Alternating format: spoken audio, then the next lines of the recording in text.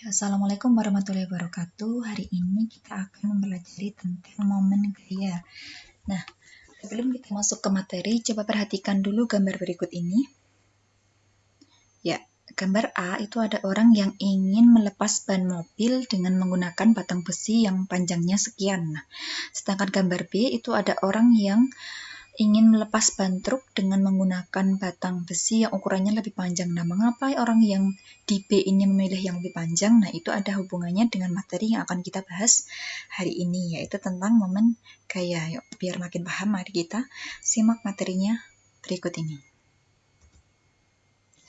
Ya, setelah nanti kita belajar, diharapkan anak-anak semua dapat menentukan hubungan antara kinematika gerak rotasi dengan kinematika gerak lurus, kemudian bisa merumuskan persamaan momen gaya. Ya, ini adalah kesepadanan besaran dalam kinematika gerak rotasi dan gerak lurus. Nah, sebelumnya Ustazah jelaskan dulu ya, sebelumnya gerak rotasi ini adalah salah satu jenis gerak yang baru yang akan kita pelajari di kelas 11 ini. Kalau sebelumnya di kelas 10 kan ada 3 ya, yaitu gerak lurus, gerak parabola, dan gerak melingkar. Nah, maka yang keempat ini namanya adalah gerak rotasi, itu kita pelajari di materi ini. Jadi bedanya gerak rotasi dengan gerak melingkar itu adalah pada porosnya. Jadi misalnya kita punya jam dinding analog ya. Nah, misalnya ada semut yang berjalan membuat atau dalam lintasan melingkar di pinggir-pinggir jam, membentuk lintasan berbentuk lingkaran. Nah, itu berarti dia bergerak melingkar. Tapi kalau jarum jamnya yang berputar dari angka 1 kembali ke angka 1 lagi, maka jarum jamnya itu bukan bergerak melingkar, melainkan bergerak rotasi karena dia punya poros di tengah. Nah, di dalam gerak rotasi itu ada besaran-besaran yang ternyata mempunyai makna yang sepadan dengan besaran yang ada pada gerak lurus. Apa saja itu? Yang pertama adalah posisi sudut. Ya, posisi sudut itu merupakan besar sudut yang ditempuh oleh benda yang bergerak rotasi. Kemudian yang kedua adalah kecepatan sudut. Nah, kecepatan sudut ini adalah besar sudut yang ditempuh oleh benda yang bergerak rotasi tiap satuan waktu. Jadi misalnya tiap detik bendanya ini menempuh sudut berapa, nah itu adalah kecepatan sudut. Kemudian percepatan sudut itu adalah perubahan kecepatan sudut tiap satuan waktu. Jadi misalnya detik pertama bisa menempuh sudut sekian, nah detik kedua tambah berapa, nah itu adalah makna dari percepatan sudut. Jadi ketiga besaran ini itu mempunyai makna sepadan dengan besaran yang ada pada gerak lurus, diantaranya adalah posisi, atau kalian kenalnya perpindahan ya, nah itu sama, kemudian kecepatan dan percepatan. Nah, ketiga pasang besaran ini itu mempunyai hubungan dekat yang Ustazah sudah remuskan, yang sudah Ustazah tuliskan di kolom paling kanan. Itu adalah hubungan antara ketiga pasang besaran tadi, di mana theta atau posisi sudut itu sama dengan perpindahan per R. R itu adalah jari-jari lingkaran dari lintasan geraknya tadi yang berbentuk lingkaran tadi. Kemudian omega atau kecepatan sudut itu sama dengan V per R, dan alfa percepatan sudut sama dengan A per R. Nah, untuk matematisnya ini bisa dibolak-balik ya. Jadi kalau mencari X berarti theta kali R. Begitupun juga mencari kecepatan atau percepatan. Ya, itu adalah 3 besaran atau 3 hubungan. Nah, ini nanti ke belakang akan terus kita pakai ya. Jadi, saya harap ini dipahami dan juga dihafalkan biar nanti bisa dalam penerapan soalnya. Ya, selanjutnya kita masuk ke inti dari momen gaya. Apa sih yang dimaksud dengan momen gaya? Nah, ini adalah besaran baru yang akan kita pelajari di sini, karena di SMP ini belum ada ya. Jadi momen gaya itu adalah kecenderungan gaya yang menyebabkan benda itu berotasi. Nah, kalau bendanya tidak berotasi, apakah ada momen gaya? Tidak. Jadi misalnya ada benda, kemudian kita beri dorongan atau kita tarik benda sampai benda itu bergeser. Nah, itu baru gaya yang menyebabkan benda itu bergerak. Tapi kalau bendanya itu bisa berotasi, nah itu baru muncul momen gaya di situ. Nah, momen gaya itu disimbolkan dengan huruf Yunani, bentuknya seperti pada slide itu ya. Ada T, tapi T yang bawahnya ada tambahnya dikit ya. Ya, kita bacanya adalah tau ya. Jadi momen gaya juga disebut dengan torsi, disimbolkan dengan huruf tau. Kalau tadi pengertiannya, nah sekarang definisinya, momen gaya atau torsi itu didefinisikan sebagai hasil perkalian besar gaya dengan lengan momen. Loh, apalagi ini lengan momen? Lengan momen adalah panjang garis yang ditarik dari titik poros sampai memotong tegak lurus garis kerja gaya. Ya, jadi yang menjadi fokus dari lengan momen ini adalah posisinya yang tegak lurus dengan gaya. Ya, jadi harus tegak lurus. Kalau belum tegak lurus gimana? Ya harus kita buat tegak lurus dulu. Nah, itu biar kita memperoleh besaran momen gaya. Nah, dari definisi tadi kita bisa menyimpulkan bahwa torsi itu rumusnya adalah L kali F, atau bisa dibalik boleh ya, FL nggak apa-apa. Ada buku yang menggunakan istilah R juga bisa ya, RF atau FR. Tuh. Intinya kita tahu makna ya, bahwa momen gaya itu perkalian antara lengan momen dengan gaya, yang syaratnya keduanya harus saling tegak lurus. Ya, dari rumus itu, satuan torsi bisa kita ketahui. Kalau lengan momen itu satuannya meter dan gaya Newton, maka satuan dari torsi adalah meter Newton, atau bisa dibalik Newton meter. Nah, ini biar tidak rancu ya, maka M-nya itu di belakang. Kalau di depan kan biasanya miligram atau mililiter kayak gitu ya. Nah, biar kita tidak rancu, maka yang akan kita pakai ke depan-depannya nanti adalah Nm ya, atau Newton meter. Ya, selanjutnya, momen gaya itu juga merupakan, nah ini perkalian vektor ya, masih ingat waktu kelas 10? Jadi momen gaya adalah perkalian silang antara vektor posisi dengan vektor gaya. Ya, kalau perkalian silang, maka kita pakai solusinya menggunakan sin ya. Jadi R cross F itu sama dengan RF sin alfa, di mana alfa ini merupakan sudut yang mengapit antara R dengan F. Nah, kalau sudah menjadi RF sin alfa, itu bisa dibalik FR sin alfa. Nah, ini tergantung posisi gambarnya. Nah, coba lihat. Ini pada gambar A, itu ada sebuah batang yang diberi gaya miring dengan sudut alfa. Kemudian kalau kita mau mencari momen gayanya pada sistem itu, nah tadi syaratnya apa? Momen gaya, syaratnya lengan dan gayanya harus tegak lurus. Nah, karena belum tegak lurus, maka untuk gambar yang A, itu yang kita buat tegak lurus adalah F-nya. Jadi yang kita ambil itu adalah F komponen yang vertikal ini. Nah, coba perhatikan. Sisi F yang vertikal ini sama dengan sisi yang ada di depan alfa. Sehingga kalau kita pakai aturan sin trigonometri dalam segitiga, kalau di depan sudut itu pakainya sin ya. Jadi F yang vertikal ini sama dengan F sin alfa. Nah, maka rumusnya tau sama dengan RF sin alfa. Sedangkan untuk gambar B, meskipun kasusnya sama, tapi yang B ini yang kita buat tegak lurus itu adalah R-nya. Nah, di R di sini kan masih membentuk alfa. Yang kita butuhkan R itu yang tegak lurus. Nah, berarti kita cari panjangnya ini. Panjangnya proyeksi R yang tegak lurus dengan F. Nah, coba perhatikan segitiga ini. Sisi ini kan di depannya alfa. Nah, maka yang kita tegak luruskan tadi kan R. Jadi sisi yang tegak lurus ini adalah R sin alfa, sehingga tau sama dengan F-nya tetap, kemudian sin alfa. Nah, selanjutnya kita akan menentukan arah torsi atau arah momen gaya. Nah, jadi untuk menentukan arah torsi atau momen gaya itu kita bisa menggunakan aturan tangan kanan. Ya.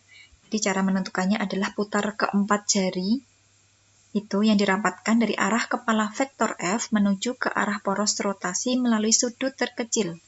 Nah, maka ibu jari kalian nanti akan menunjukkan arah torsinya kemana. Nah, hanya ada dua arah torsi di sini, yaitu positif dan negatif.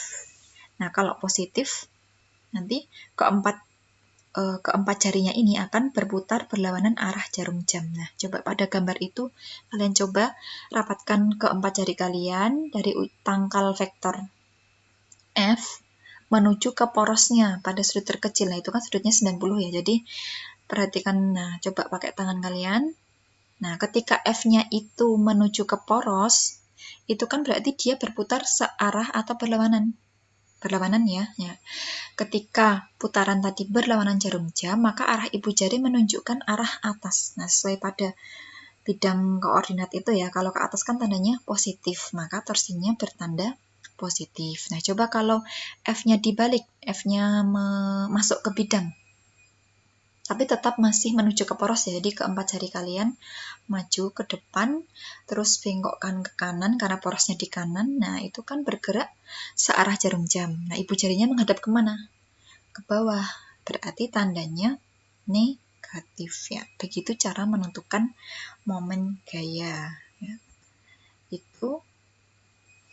Nah, selanjutnya adalah evaluasi ya. Jadi untuk materi cukup sampai tadi ya, menentukan arah momennya. Nah, sekarang agar lebih paham kita terapkan pada contoh soal. Di sini sudah Ustazah sediakan 5 contoh soal. Kita akan bahas satu persatu mulai dari nomor 1.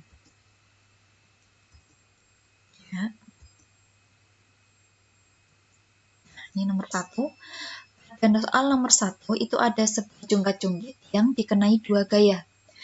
Ya, F1 dan F2. Nah, F1 itu di ujung kiri, dia mendorong dari bawah ke atas, dan F2 di ujung kanan mendorong dari atas ke bawah.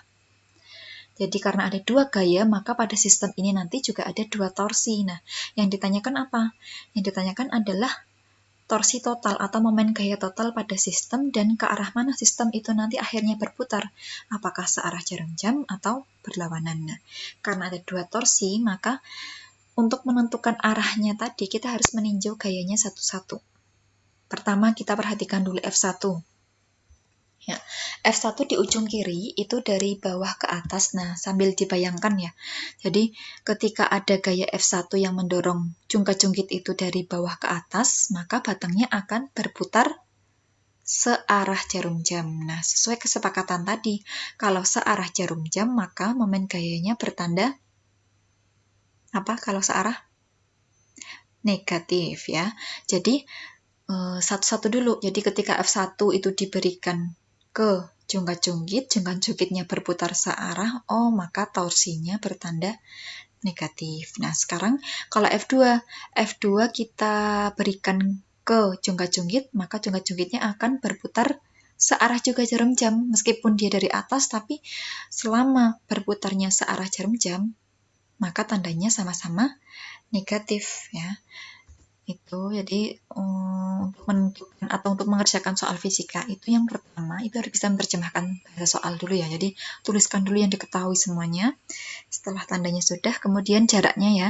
Jaraknya R atau lengan momennya itu jarak dari F ke porosnya 10 cm. Nah, ingat satuan harus dalam SI sehingga ketika kita jadikan meter menjadi 0,1 meter. Kemudian untuk R2 itu 15 cm, kalau jadikan meter berarti 0,15 meter yang ditanyakan taunya.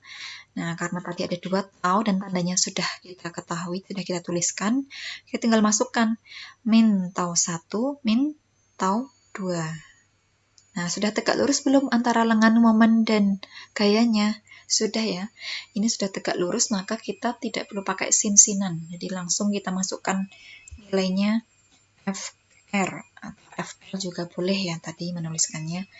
Nah, tinggal kita masuk nilainya F1, R1, F2, R2 ketemu atau totalnya sama dengan min 1,7 Newton meter. Nah, karena negatif maka jungkat-jungkitnya akan bergerak searah jarum jam. Ya, itu untuk soal nomor 1. Sekarang untuk soal nomor 2 itu hampir sama kasusnya, jadi ada jungkat-jungkit. Nah, namun di sini ada 3 gaya. Kalau tadi hanya 2, sekarang ada 3 gaya. Pertanyaan masih sama, yaitu momen total sistem dan arah putarnya. Sama caranya, pertama kita tinjau dulu gaya 1. Nah, ketika ada F1 dari bawah ke atas di ujung kiri, maka batangnya akan berputar searah jarum jam. Maka tandanya negatif. Kemudian F2, nah F2-nya ini dari atas ke bawah, ya, ditarik ke bawah, itu menyebabkan batang berputar searah. Maka tandanya juga negatif. Nah, sekarang ini F3, dari batang itu ditarik ke atas di ujung kanan. Nah, ketika ditarik dengan gaya F3, maka batangnya akan berputar berlawanan jarum jam. Nah, karena berlawanan, maka torsinya nanti bertanda positif. Ya, ini perlu diperhatikan ya, ada beberapa buku yang menggunakan ini. Jadi, kalau kita kan biasanya kalau searah, oh itu berarti positif, kalau berlawanan itu negatif. Nah, tapi sesuai dengan aturan tangan kanan justru malah kebalikan ya tadi. Kalau searah jarum jam itu negatif, kalau berlawanan justru positif. Ini perlu hati-hati. Ya, sesuai dengan tanda momen gayanya, maka kita masukkan, jadi tau sama dengan min tau 1, min tau 2, plus tau 3. Ya, karena semuanya sudah tegak lurus, tinggal kita pakai rumus yang ini, FR. Kita masukkan masing-masing nilainya. Kita peroleh hasil akhirnya min 1,5 Nm. Min lagi, maka batangnya akan berputar searah dengan jarum jamnya. Kemudian yang ketiga, nah yang ketiga ini agak sedikit berbeda. Jadi kalau tadi gayanya sudah tegak lurus semua, sekarang gayanya masih miring semua. Nah, jadi tugas kita adalah membuat gayanya ini biar tegak lurus dengan momennya bagaimana. Nah, jadi karena miring, berarti kita pakai rumus yang FR sin theta ya, atau RF sin theta. Ya, kita tuliskan dulu yang diketahui. Nah, sekarang kita tinjau satu-satu lagi. Jadi kalau F1 kita buat tegak lurus, berarti kan ini kita ambil proyeksi yang searah sumbu Y ya. Ya, jadi kita ambil yang arah vertikal. Nah, maka ketika F1 vertikal ini memberikan gaya pada batangnya, maka batang akan berputar berlawanan jarum jam ya. Karena dari atas ke bawah, maka batang akan berputar berlawanan sehingga tahunnya bertanda negatif. Bertanda positif ya. Karena berlawanan arah jarum jam, maka tau 1 tandanya positif. Kemudian tau 2, ya ini F2-nya kita tegak luruskan dulu. Kita ambil arah vertikal, maka dia akan mendorong batang di ujung kanan ini ke bawah. Nah, jadi ketika gaya F2 ini mengenai batang, maka batang akan berputar searah jarum jam ya. Jadi dari atas ke bawah sini ya, berputar searah jarum jam. Karena searah maka tandanya negatif. Ya, sama-sama bentuk sudut, maka kita pakai yang sin-sin tadi. Jadi tau total sama dengan plus ya tadi ya, plus tau 1 min tau 2. Ya, masing-masing membentuk sudut. Nah, kenapa dipakai sin? Karena sisi yang di sini itu ada di depan sudutnya. Jadi sama. Sisi yang di sini sama dengan yang di sana, maka sama-sama pakai sin. Ya, sin. Kita masukkan. Kita peroleh nilainya. Tau total sistem sama dengan 18 min 24 akar 3 Newton meter. Nah, jadi nilai di dalam kurung ini, jika kita cari sampai akhir, itu akan ketemu nilai negatif. Karena negatif, maka batangnya akan berputar searah dengan jarum jamnya. Itu untuk nomor 3. Nah, sekarang nomor 4. Ini ada variasi lagi. Ada sebuah bidang. Kita anggap ini semacam kardus boleh ya. Kardus yang berbentuk persegi atau bujur sangkar atau segi 4 ya. Yang dikenai 4 buah gaya. Ada F1, F2, F3, dan F4 yang masing-masing beda-beda. Ya, kita tuliskan dulu yang diketahui. Oh, nilainya sama, hanya arahnya yang beda ya. Ya, panjang sisinya 40. Panjang sisinya 40, maka untuk R ya, untuk R tadi lengan momen itu adalah jarak dari gaya ke poros, maka besar R1, R3, dan R4 itu sama dengan setengah dari panjang sisi persegi tadi ya. Karena 40 maka nilai lengan momennya sama dengan 20 cm atau kalau dalam meter 0,2. Itu kemudian R2 loh. Kenapa R2 bisa 0? Ya, perhatikan F2 ya, arahnya gaya F2 ini mengarah ke poros. Nah, kalau tadi kan enggak, F1, F3, F4 ini enggak ada yang ke poros. Dan semuanya ini membentuk atau ini ya, tegak lurus dengan poros. Tapi kalau F2 karena dia menuju ke poros, maka tidak tegak lurus dengan porosnya. Ya. Jadi gayanya ini sejajar dengan lengan momennya, maka nanti nilai tau 2 itu sama dengan 0. Ya, porosnya di E yang ditanyakan sama momen totalnya. Ya. Nah, kita tinggal satu-satu dulu. Nah, ini kalau F1 itu kan arahnya ke kanan ya dari sisi AB. Jadi kalau ada persegi, kardus berbentuk persegi diberi gaya F1 ke kanan pada ujung sisi bawah, pada sisi bawah. Nah, itu akan menyebabkan perseginya itu berputar berlawanan jarum jam. Kalau berlawanan tadi tandanya positif, maka tau 1 tandanya positif. Tau 2 karena tadi 0 ya, karena dia menuju ke poros, maka boleh plus, boleh minus. Nanti nilainya sama dengan 0, jadi tidak pengaruh. Bebas mau menuliskan plus boleh, mau menuliskan min juga boleh.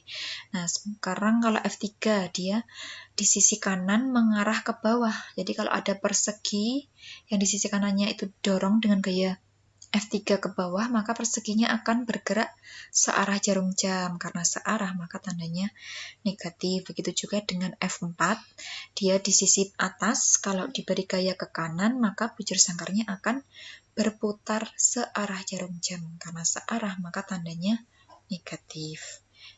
Dari F1, F3, dan F4 semuanya sudah tegak lurus ya dengan poros. Jadi misalnya kalau kita tarik garis titik-titik ke sini, nah ini kan sudah tegak lurus. Ini juga sudah tegak lurus, maka tidak perlu pakai sinkinan lagi ya. Kita tinggal masukkan nilainya. Tau 1 itu F1 R1, tau 2 F2 R2, tau 3 F3 R3, dan tau 4 ini F4 dan R4 ya. Mohon maaf nanti bisa diralat. Ya, masukkan nilainya. Diperoleh nilai akhir tau total atau momen gaya total sama dengan min 1 Newton meter. Karena min, maka perseginya akan berputar searah dengan jarum jamnya. Ya, itu untuk nomor 4. Jadi setiap gambar itu punya cara yang sama ya. Jadi intinya kita harus membuat batang itu tegak lurus dengan bukan batang ya, gaya tegak lurus dengan lengan momennya. Kalau belum harus kita buat tegak lurus. Ya, ini untuk nomor 5. Kasus pada nomor 5 itu ada 2 buah silinder yang satu poros. Jadi 2 silinder satu poros yang diberi 2 gaya F1 dan F2. F1 itu pada silinder dalam dan F2 pada silinder luar. Nah, kalau F1 itu sudah tegak lurus belum dengan porosnya? Sudah ya? Ya, F1 itu sudah tegak lurus, jadi tidak masalah. Sedangkan F2 itu masih membentuk sudut 30 derajat. Ya, di sini kalau F2-nya itu horizontal, ini sudah tegak lurus. Tapi karena di sini ada sudut, nah maka kita harus membuat bagaimana caranya agar F2 ini tegak lurus dengan porosnya. Nah, coba perhatikan gambar. Jadi kalau F2 tegak lurus dengan poros, itu kan yang kita ambil adalah proyeksi ke arah sumbu X ya, atau komponen horizontalnya dari F2. Nah, perhatikan. Jadi kalau horizontal di sini itu adalah sisi di samping sudut 30, ya kan ya? Nah, karena di samping, maka kita pakainya apa, masih ingat? Aturan trigonometri, kalau kita mau mencari sisi di samping sudut, maka kita pakainya cos. Ya. Jadi nanti F2 yang arah horizontal itu nanti jadinya F2 cos 30. Boleh nggak pakai sin? Boleh. Jadi kita bisa pakai sin asalkan sudut 30-nya ini yang kita pakai bukan 30 ya, tapi 60-nya ini ya. Karena 60 di sini maka sisi yang horizontal ini itu sama dengan sisi yang di depan sudut 60 di sini. Jadi kalau di depan sudut maka pakainya sin. Jadi boleh tetap pakai sin asalkan sudutnya bukan lagi 30 tapi 60. Ya. Nah, sekarang tadi tandanya. Nah, kalau F1 mengenai silinder dalam, maka silindernya akan berputar berlawanan jarum jam. Kalau berlawanan tadi tandanya positif. Sedangkan F2 kalau kita sudah tegak luruskan, sudah mempunyai arah horizontal, maka silindernya akan bergerak searah jarum jam. Karena searah maka tandanya negatif, sehingga momen total sistem sama dengan tau 1 min tau 2. Ya, karena tau 2-nya tadi masih belum tegak lurus tadi ya, jadi ini Ustazah pakainya cos karena pakainya yang 30. Jadi boleh nanti diganti, oh nggak suka cos pengennya pakai sin boleh, nggak apa-apa. Tapi nanti jadinya F2 sin 30. Karena nilai cos 30 itu sama dengan sin 30 ya. Nanti ingat berapa? Ya, akar 3. Ya, kita masukkan nilainya.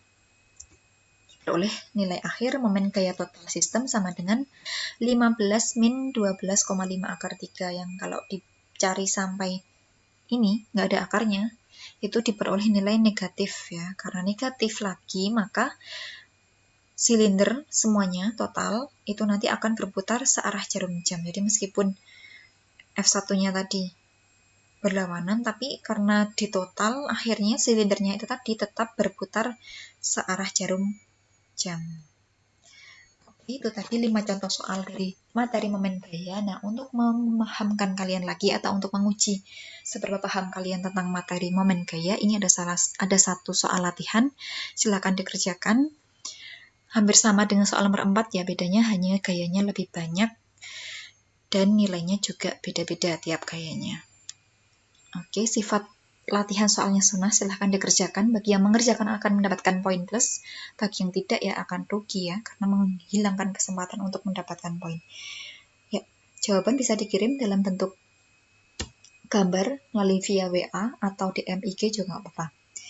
Itu materi momen gaya pada bab pertama. Ini baru satu subbab, masih banyak materi-materi berikutnya yang akan kita bahas pada pertemuan selanjutnya. Pada sesi berikutnya, kita akan bahas tentang kesetimbangan benda tegar.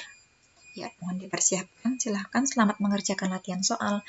Ya, Ustazah akhiri, mohon maaf jika banyak kesalahan atau ada penjelasan yang kurang jelas, silahkan ditanyakan. Nggak apa ya, Ustazah bebas menerima pertanyaan melalui WA atau IG atau Google Classroom yang nanti Ustazah akan upload videonya ini di Google Classroom.